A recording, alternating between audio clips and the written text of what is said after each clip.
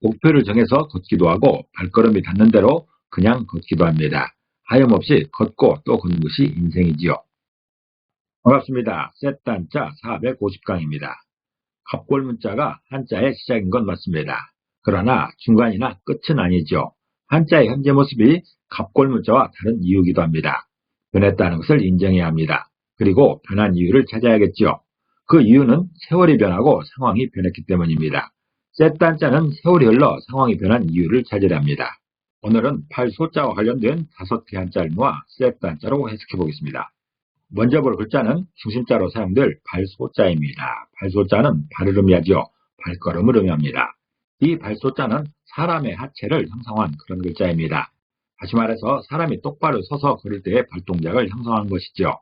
이런 모습입니다. 사람의 하체만을 형성한 글자가 발소자입니다.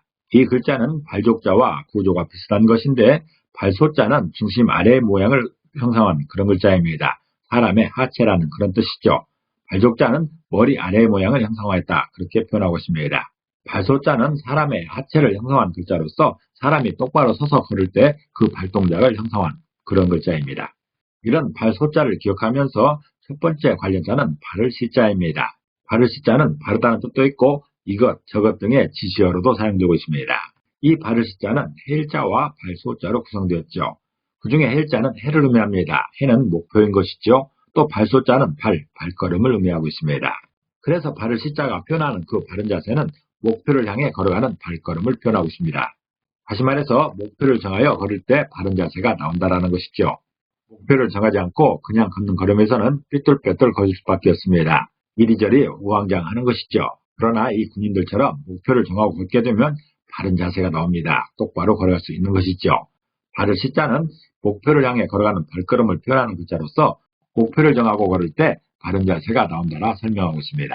사용 단어로서는 12지심이 있습니다. 12지심은 맹자가 준영한 사단의 하나로서 옳고 그름을 가릴 줄 아는 마음을 말하고 있습니다. 그리고 필시라는 말에서 혹시라는 말에서도 바를 시자가 사용되고 있습니다. 발소자로 구성된 두 번째 관련자는 정할 정자입니다. 정할 정자는 정하다는 뜻도 있고 바로잡다는 뜻도 있습니다. 이 정할 정자는 진면자와 발소자로 구성되었죠. 그 중에 진면자는 집을 의미합니다. 지붕을 의미하기도 합니다. 또 발소자는 발을 의미하고 발걸음을 의미하기도 합니다. 그래서 정할 정자는 집으로 가는 발걸음은 정해진 순서다는 그런 표현입니다. 다시 말해서 결국 집으로 가는 것은 누구에게나 정해진 순서라는 것이죠.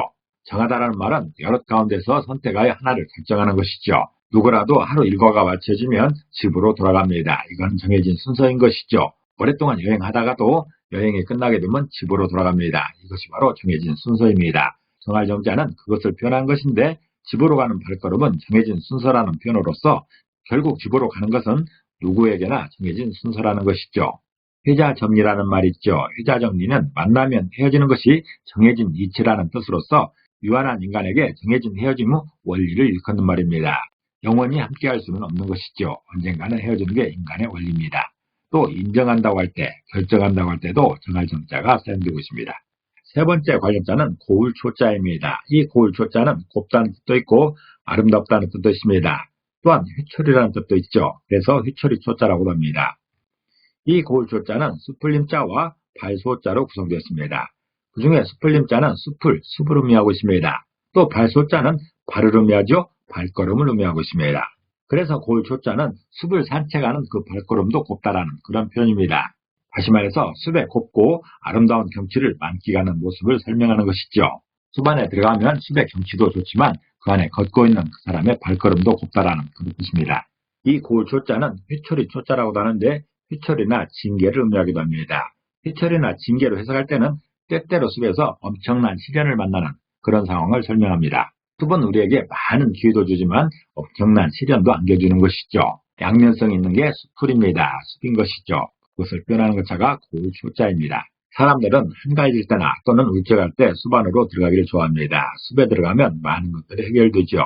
그 안에 아름다운 경치를 보며 마음을 풀 수도 있고 숲 안에서 좋은 기운을 받아오기도 합니다. 고울초자는 숲을 산책하는 발걸음이 곱다라는 표현으로서 숲의 곱고 아름다운 경치를 만끽하는 모습을 설명하고 있습니다. 사용 단어로서는 사면초가라는 말이 있습니다. 사면초가는 사방에서 들리는 총나라의 노래라는 뜻으로서 적에게 들려싸여 고립된 상황을 이루는 말입니다. 이 고울초자는 한나라와 대항하던 소나라의 이름으로도 사용되었습니다. 한나라의 병사들이 손나라의 공격으로 위기에 봉착했을 때 적들에게 둘러싸인 한나라 군사들의 고립된 상황을 표현하는 글자가 사하면 초가입니다. 또한 고초라는 말에서나 간초라는 말에서 고초자가 사용되고 있습니다. 이럴 때는 휘초리초자로 설명하는 게 더 좋을 것 같습니다. 발소자가 포함된 네 번째 관력자는 서로서자입니다. 서로서자는 서로를 의미하죠. 함께, 모두라는 뜻도 있습니다. 이 서로서자는 발소자와 다로자로 구성되었죠. 그 중에 발소자는 발걸음을 의미합니다.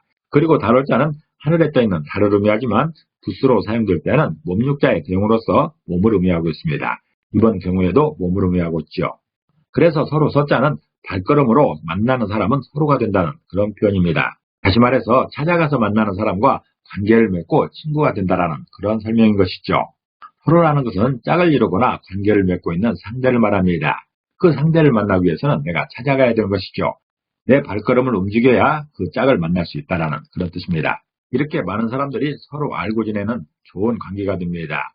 처음에는 서로 알지 못했지만 발걸음을 통해서 서로 만나는 사람으로서 서로가 된 것이죠. 찾아가서 만나는 사람과 관계를 맺고 친구가 되면 이렇게 많은 사람도 친구가 될 수 있는 것입니다.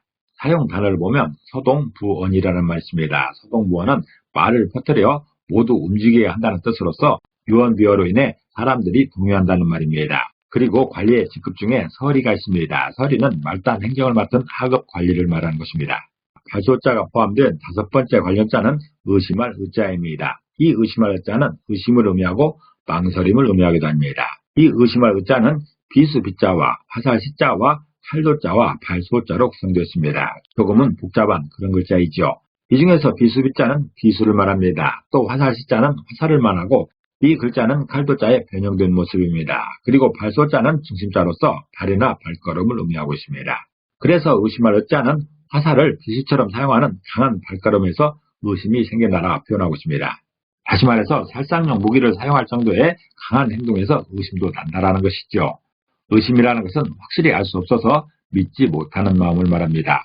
왜 의심이 생기는가? 우리가 어떤 강한 결심을 하고 강한 행동을 할 때 의심이 생긴다는 것이죠. 가벼운 마음으로 어떤 행동을 할 때는 의심이 생기지 않습니다. 나의 많은 것을 걸고 상대방에게 강한 행동을 하려 할 때 의심이 생기는 것이죠. 이래야 되는가, 꼭 이래야 되는가 하는 그런 의심이 생기는 것입니다. 의심할 의자는 화살을 비수처럼 사용하는 강한 발걸음에서 의심이 생긴다 표현하고 있습니다. 다시 말해서 살상용 무기를 사용할 정도로 그런 강한 행동 속에서 의심이 생긴다는 것이죠. 사용 단어를 보면 의인물사, 사인물이라는 말이 있습니다. 이 말은 의심스러운 사람은 부리지 말고 일단 사람을 부리게 되면 그 사람을 의심하지 말라라는 그런 뜻입니다. 또 의심이라는 말에서나 의혹이라는 말에서 의심하는 자가 사용되고 있습니다. 오늘은 발소자와 관련된 5개 한자와 세트 한자로 해석해봤습니다. 오늘 배운 것을 다시 한번 요약하겠습니다.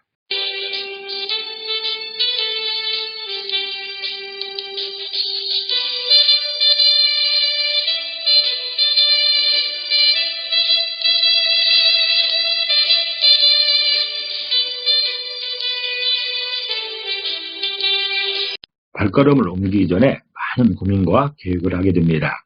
그리고 실행을 하게 되죠. 발걸음이 없으면 결과도 없습니다. 그런 힘찬 발걸음에 응원을 보냅니다. 감사합니다.